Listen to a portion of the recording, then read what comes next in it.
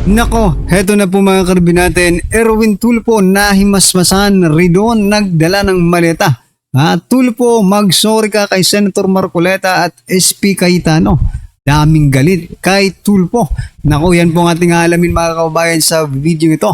Pero bago po natin simulan yan, palike naman po ng video ito. Malaking tulong po yan.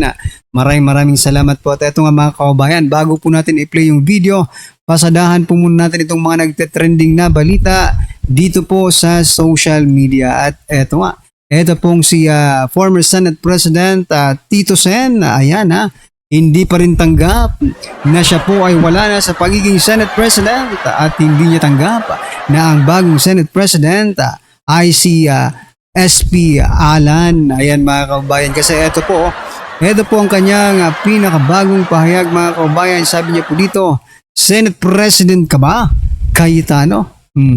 Yan sa palagay mo, hindi ba Senate President? Siya po ang ibinoto ng 13 senador para maging isang Senate President, di ba? At hanggang ngayon, hindi pa rin po siya napapalitan at hindi pa rin nagkakaroon ng 13 boto para palitan siya mga kababayan. Ibig sabihin, hanggang ngayon, ang Senate President based on the Constitution ay si Senate President Alan Peter Cayetano. Kasi wala pa namang 13 boto na magtatanggal kay Cayetano dyan po sa pagiging Senate President mga kababayan. Di ba?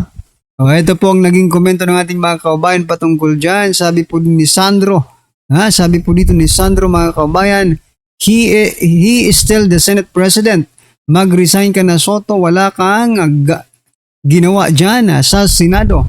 Problema ng bansa, dinadala nyo. Ayan, ang kababayan Sabi naman po ni Winston, based sa Constitution, siya pa rin ang SP. Hindi mo maiintindihan yan kasi hindi ka naman abogado. Ayan. He is the Senate President voted by 13, not by 12. Ayan mga kababayan, correct, di ba? Sabi po dito, yes, by the law. He is the Senate President. Anong problema mo? Ayan, sabi po ni Evelyn. Ayan, sabi po dito, yes, he is the Senate President. Mahirap intindihin. Ayan, mahirap daw bang intindihin? Former Senate President Soto. Hindi yan mahirap intindihin. Talagang hindi lang niya iniintindi, mga kababayan. At masyado niyang dinibdib dahil napatalsik siya sa kanyang pagiging Senate President. No? Ang hirap nito kasi dapat, kasi hindi nyo naman pag-aari ang Senate Presidency, di ba? Dapat lang tinatanggap nyo ng bukal sa inyong loob yung nangyari. Hindi yung hanggang ngayon hindi pa rin kayo makapag-move on. Ayan mga kababayan.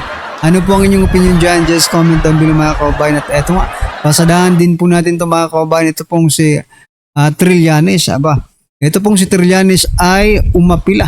Ayan no. Trillanes umapila sa publiko kung maaari suportahan si Risa. Sabi niya po dito, hindi po ito suntok sa buwan. Kaya po itong gawin, but we need to start now. Aray ko po mga kababayan, nang bubudol ka pa. Ikaw talagang nag-endorse? Ikaw ba talagang napili nilang mag-endorse kay Risa Hontiveros?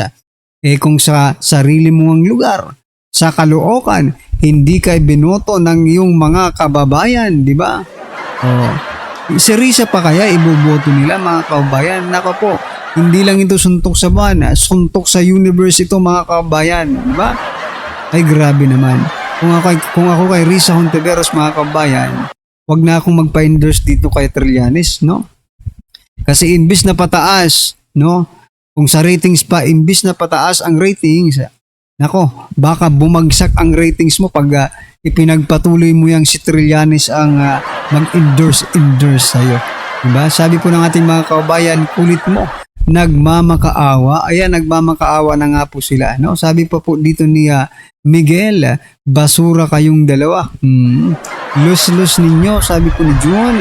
Sabi naman ni Philip Rosales, ikaw lang suporta.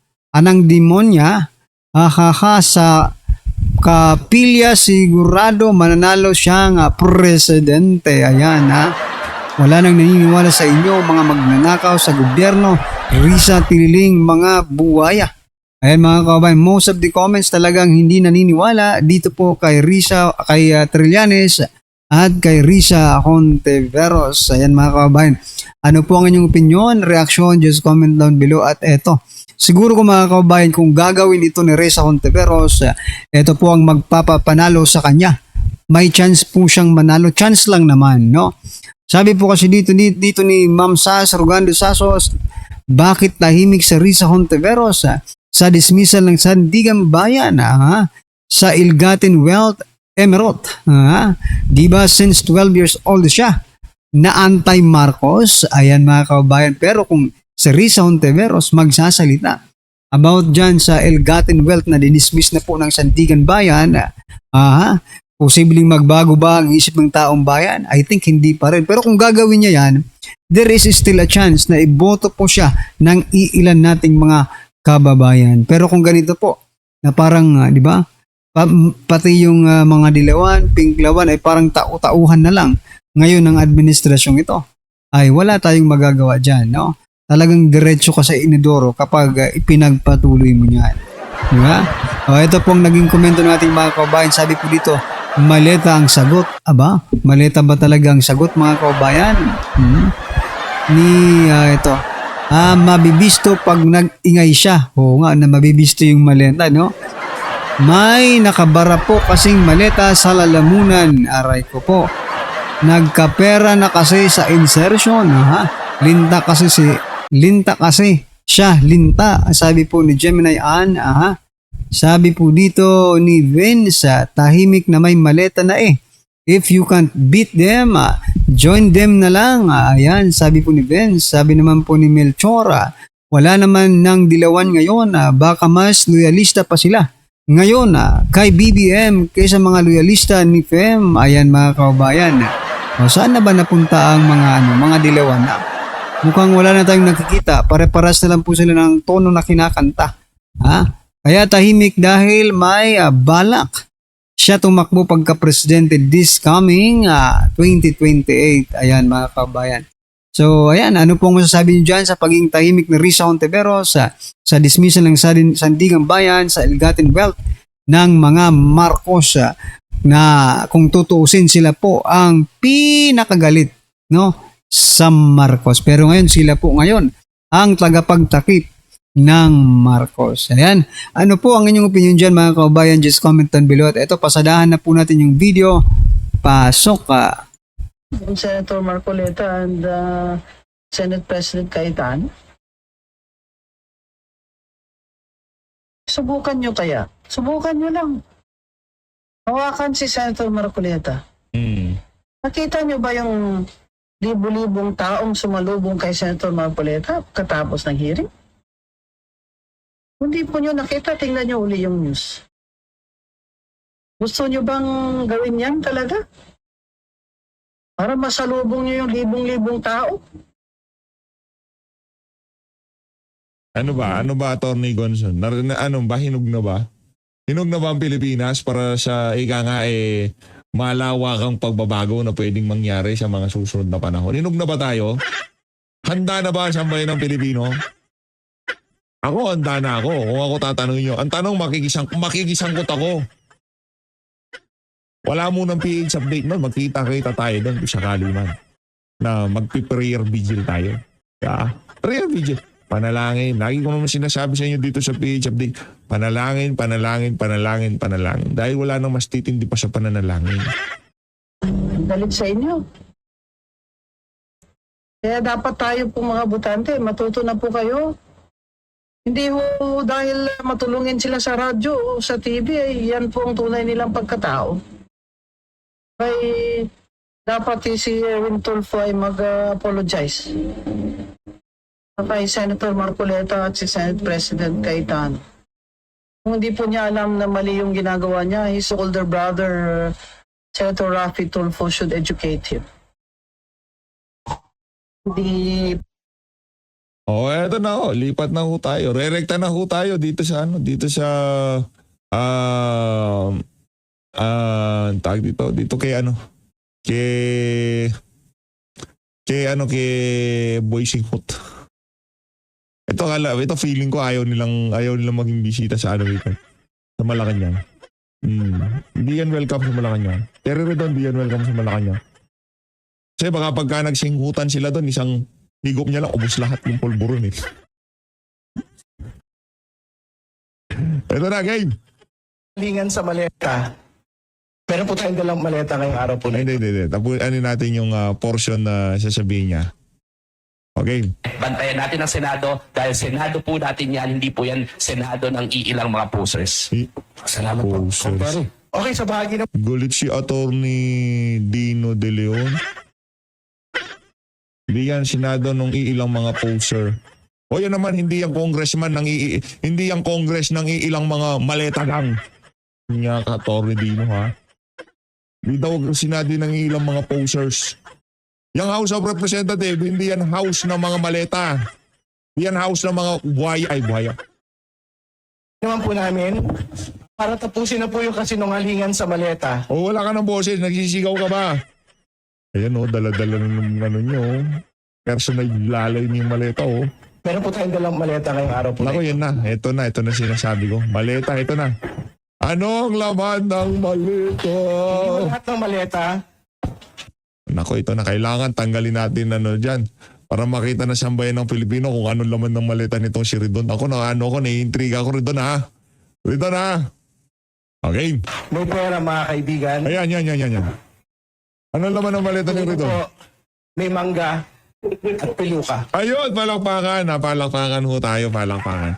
Anong sagot ni Amy Marcos dyan sa banat na yan, itong si Terry Redon? Ito, siyempre lang naman, alangan na magpatalo si Mangga. Ang ganda pa naman ng pagkabanat niya. Ang tag dito, ang panlaban sa Mangga at Piluka ito.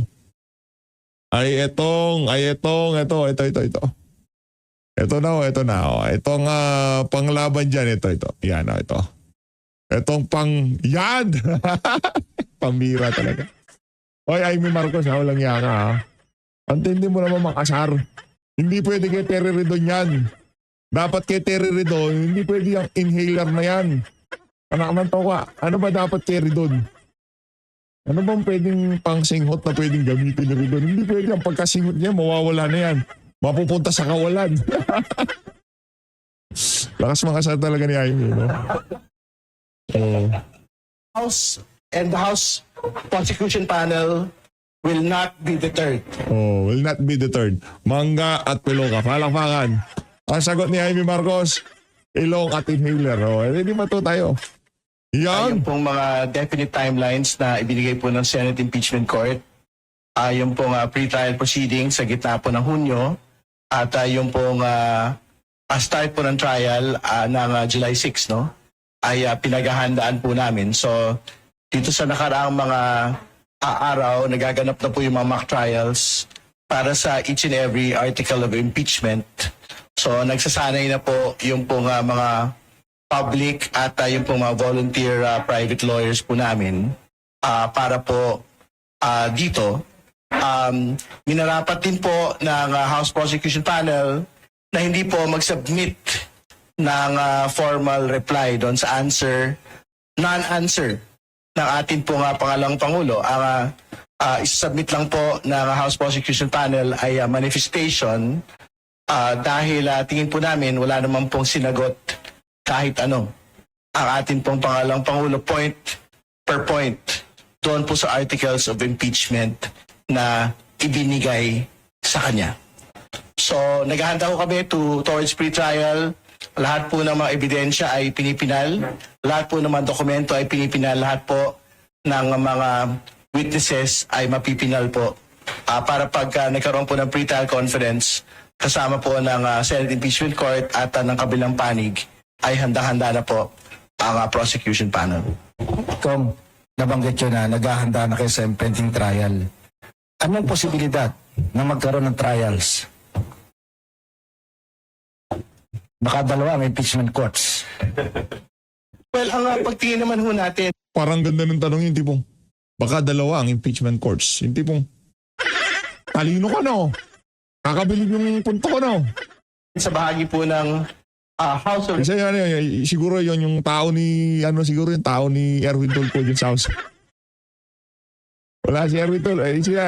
Si Erwin Tulfo din nata nag-formulate ng na yan. Saturday News Forum na yan. Representatives, meron na pong recognize no, doon po kay Senate President Pro Tempore Sherwin Gatchalian. At ang tingin naman ho natin, hindi ho mangyayari na magkakaroon po ng magkahiwalay po Wala. na Tarinig niyo ba yun? Kumukulubhot, kumibiglat.